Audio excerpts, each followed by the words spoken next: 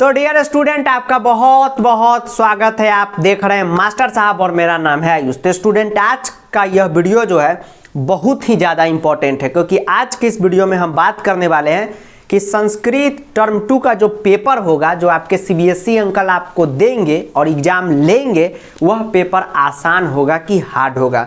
क्योंकि अब आप जान चुके हैं कि संस्कृत का जो एमसीक्यू पैटर्न था अब क्वेश्चन आंसर वाला पैटर्न हो गया है। अब आपको लिखना पड़ेगा सब्जेक्टिव में, तो वीडियो देखना बहुत ज़्यादा जरूरी है। ठीक है, आप लोग का बहुत ज़्यादा कमेंट आ रहा था कि सर इस पे वीडियो बना दीजिए कि कैसा पेपर पैटर्न रहेगा, हमें कैसी तैयारी करना चाहिए और पेपर इजी होगा कि हार्ड होगा। तो चलिए स्टूडेंट स्टार्ट करते हैं। उससे पहले हम बता दें सभी स्टूडेंट को और उनके बाबू सोना को कि संस्कृत का प्रो बैच टर्म 2 लॉन्च हो चुका है, जिसमें मैं पर्सनली आपकी संस्कृत की तैयारी करवाता हूं, वो भी 0 लेवल से। तो जो बच्चे ज्वाइन नहीं किए हैं जल्दी से जाके ज्वाइन कर लीजिएगा, लिंक डिस्क्रिप्शन में है। फुल डिटेल एक वीडियो बना दिए, उसमें ज्वाइनिंग प्रोसेस है, देख के ज्वाइन कीजिएगा। अब चलिए स्टूडेंट स्टार्ट करते हैं। अब देखिए स्टूडेंट, सबसे पहले आप अपना अगर संस्कृत का सिलेबस देखेंगे तो उसमें एक टॉपिक रहता है अपठित अबोधनम। अब जैसे ही हमने कहा कि अपठित अबोधनम, अब परेशान हो गए कि मम्मी जी पापा जी यह कौन सा टॉपिक है। अरे बुड़बक की कोई खास टॉपिक थोड़ी है, अभी इंग्लिश में नहीं पढ़े थे अनसीन पैसेज, सेम उसी तरह संस्कृत में आता है अपठित अबोधनम। अनसीन पैसेज का मतलब यह हो गया कि जिसको पहले देखा न गया हो बाबू सोना, और अपठित का मतलब होता है जिसको पहले पढ़ा ना गया हो। तो बात तो वही है, न देखेंगे तो पढ़ेंगे क्या खाक। तो उसी का मतलब होता है अपठित अबोधनम। मतलब कि सीबीएसई अंकल आपको एक पैसेज दे देंगे और उसमें से क्वेश्चन आंसर बनाने को कहेंगे। डरिएगा मत, 20 क्वेश्चन हम प्रैक्टिस करा देंगे एकदम। इसमें आप क्वेश्चन का क्या कीजिएगा, खात्मा कर दीजिएगा, उसका एकदम बुखार छोड़ा दीजिएगा। ठीक है, तो इसके लेकर जितने भी बच्चे टेंशन ले रहे थे, टेंशन लेने की जरूरत नहीं है। बहुत आसान क्वेश्चन इससे आता है। ठीक है स्टूडेंट, बहुत आसान क्वेश्चन। लेकिन अगर हम 20 क्वेश्चन प्रैक्टिस करके जाएं तो जैसे टर्म 1 में कराए थे ना, उस तरह से करा देंगे, टेंशन नहीं लेना है। ठीक है स्टूडेंट, अब चलिए, अब दूसरा हमारा टॉपिक है क्या, पठित अबोधनम। ठीक है, पठित अबोधनम। अब ध्यान से समझिए कि पठित अबोधनम होता क्या है। तो जो आपका चैप्टर है सिंपल सेमूसी बुक का, उसी को कहते हैं पठित अबोधनम। तो सेमूसी बुक में जो चैप्टर आपको पढ़ना है, सुभाषितानी, सुकत्य, विचित्र साक्षी, सौहार्दे प्रकृते शोभा, तो यह 4 चैप्टर आपको पढ़ना है। तो उसी से क्वेश्चन आएगा जिसको हम लोग कहते हैं पठित अबोधनम, मतलब कि पहले से पढ़ा गया हो। तब बताइए कोई मुश्किल काम है, पहले से पढ़ के जाना है।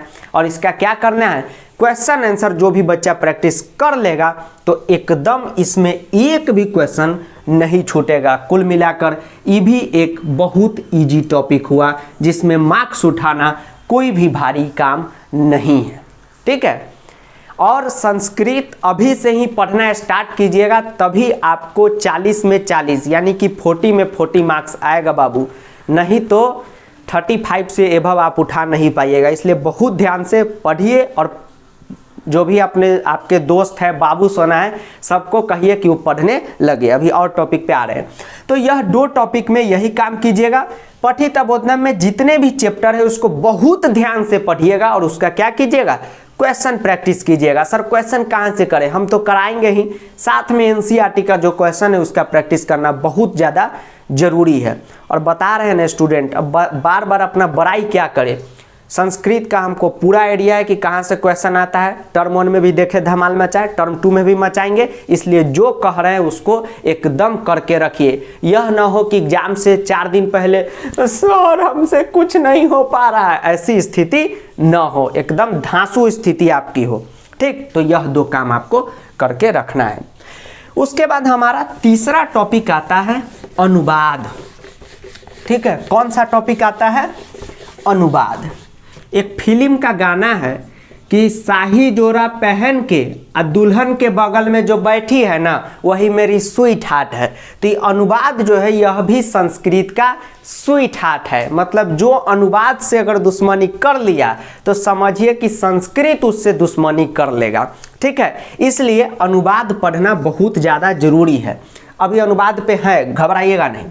अनुवाद स्टूडेंट आपसे बोर्ड 5 अनुवाद पूछेगा 5 नंबर का। अब बहुत बच्चे कहेंगे कि यार ये फूफा जी 60 हैं, मतलब हम 60 हैं, तो उसमें से 5 में से तो 4 अनुवाद हम कर ही देंगे। बिल्कुल कर देंगे आप, ठीक। और कुछ बच्चे सोचेंगे कि ये 5 नंबर का अनुवाद है, हटाओ, क्यों पढ़ने जाए इतना अनुवाद। बिल्कुल गलत। देखिए स्टूडेंट, अगर अनुवाद में आप कुछ भी करामत किए, अनुवाद को नहीं पढ़ें, तो अनुवाद का तो 5 नंबर आपका जाएगा ही जाएगा, 5 मार्क्स एकदम फिक्स लिख लीजिए। साथ में आप चित्र आधारित जो क्वेश्चन आता है चित्र वाला, ठीक है, चित्र लेखन, वो भी आपसे नहीं बनेगा, तो यहाँ भी आपके 5 मार्क्स चले गए। चित्र में ऑप्शन रहता है कि चित्र बनाइए, नहीं तो अनुच्छेद बनाइए, तो अनुच्छेद बनाइए, तो आप क्या कीजिएगा, इसमें का भी आपका 5 मार्क्स चला गया। अनुवाद नहीं आएगा तो बाबू ये सब टॉपिक नहीं आएगा, इस बात को ध्यान रखिएगा। पत्र आप बनाने जाइएगा तो पत्र में भी आपसे नहीं बनेगा, वहाँ भी आपका 5 मार्क्स चला गया, एकदम चला गया। अनुवाद नहीं आएगा तो आप पठित में क्या कीजिएगा, जब क्वेश्चन आंसर पढ़िएगा तो वहाँ भी आपको समझ में नहीं आएगा, तो समझिए वहाँ तो 12 मार्क्स आपका चला गया।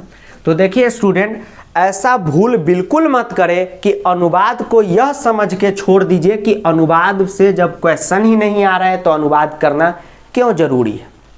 ऐसी गलती नहीं करिएगा कि अनुवाद से तो 5 क्वेश्चन आ रहा है, वो तो कोई भी दोस्त वगैरह से लिख देंगे, मार्क्स ले आएंगे। बिल्कुल नहीं, ये सब टॉपिक में अनुवाद आना बहुत ज़्यादा जरूरी है।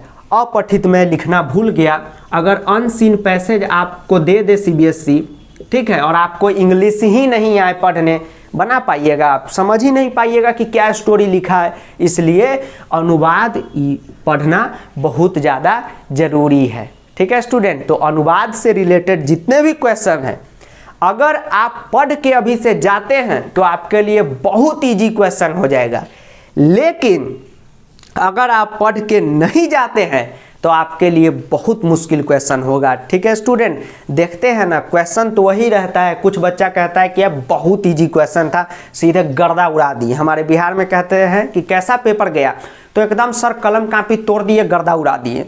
और बहुत से पूछते हैं कैसा गया, तो सर बहुत भारी था। तो हम पूछते हैं कि आपसे भी भारी था, तो कहते हैं सर ऐसा नहीं था, मतलब क्वेश्चन सर हार्ड था।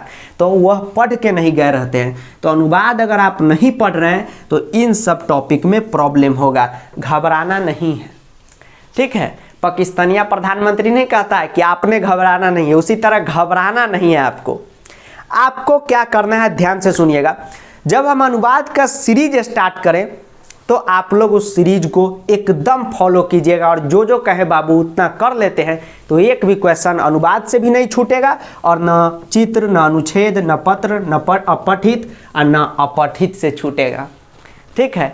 हाँ, अगर हम नहीं पढ़ाए तो हमारी गलती है कि फूफा जी साथ नहीं दिए, लेकिन फूफा जी साथ दें और आप पढ़वे ना करें तब तो गलती आपकी है, ठीक है।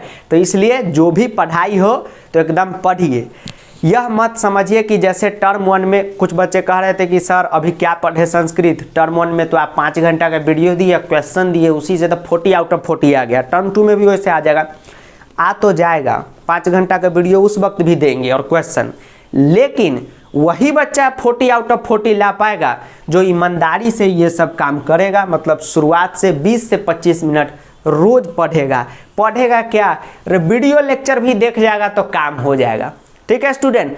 तो विश्वास कीजिए, संस्कृत में आप 40 आउट ऑफ 40 टर्म 1 में ला चुके हैं, तो इसमें भी लाइए, ताकि मार्कशीट पे एक भी सब्जेक्ट में तो 100 में 100 हो तो देखने में बढ़िया लगे, थोड़ा हम भी खुश हो जाए और आप भी खुश हो जाए, ठीक है स्टूडेंट। तो ये सब काम कीजिएगा, क्योंकि अब ट्रेन स्टार्ट हो चुका है, तो उसमें चढ़िए और एग्ज़ाम का तैयारी में लग जाइए दरभंगा स्टेशन से, ठीक है स्टूडेंट।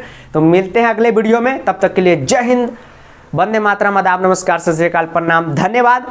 और यह जितनी भी बातें हैं अपने दोस्त को बता दीजिएगा, अपने बाबू सोना को भी बता दीजिएगा, दोनों का पास होना बहुत ज़्यादा जरूरी है, ठीक है। और कोई भी डाउट हो तो नीचे कमेंटवा कर दीजिएगा, रिप्लाइया दे देंगे, उसमें क्या टेंशन है।